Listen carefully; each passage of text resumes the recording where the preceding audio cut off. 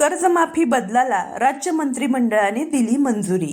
शेतकरी कर्जमाफीच्या बाबतीतील एक अतिशय दिलासादायक व महत्त्वपूर्ण अशी अपडेट समोर आलेली आहे। राज्य मंत्रिमंडळाच्या माध्यमातून कर्जमाफी योजनेतील बदलाला आता ग्रीन सिग्नल देण्यात आलेला आहे।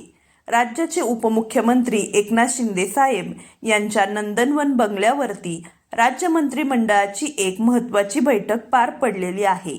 या बैठकीकडे संपूर्ण राज्यातील शेतकऱ्यांचे लक्ष लागले होते, कारण या मंत्रिमंडळाच्या बैठकीमध्ये कर्जमाफीतील जे काही बदल आहेत या बदलाला मंजुरी दिली जाईल अशा प्रकारची शक्यता वर्तवण्यात येत होती।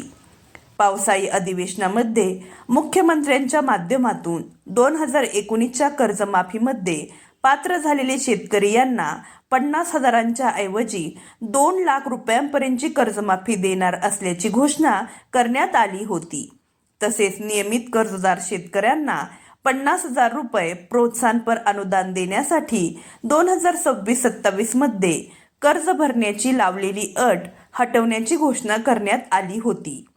या गोष्टीला GR मध्ये रूपांतरित करण्यासाठी मंत्रिमंडळाच्या मंजुरीची आवश्यकता होती।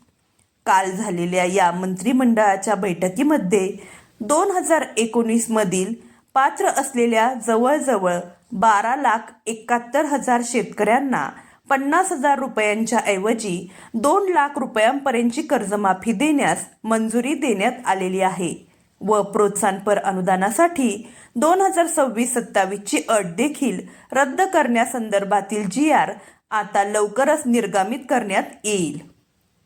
या कर्जमाफी योजनेसाठी आवश्यक असलेली पुढील प्रक्रिया GR आल्यानंतरच प्रशासनाला पार पाडता येणार आहे।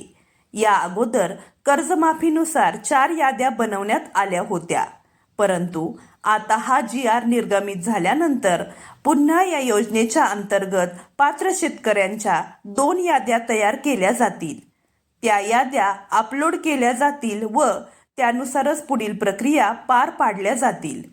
आता पुढची प्रक्रिया पार पाडण्यासाठी विलंब होणार आहे हे सर्वांना माहिती आहे, परंतु याच्या अंतर्गत आलेली कालची मंजुरी ही मात्र शेतकऱ्यांसाठी दिलासादायक असणार आहे।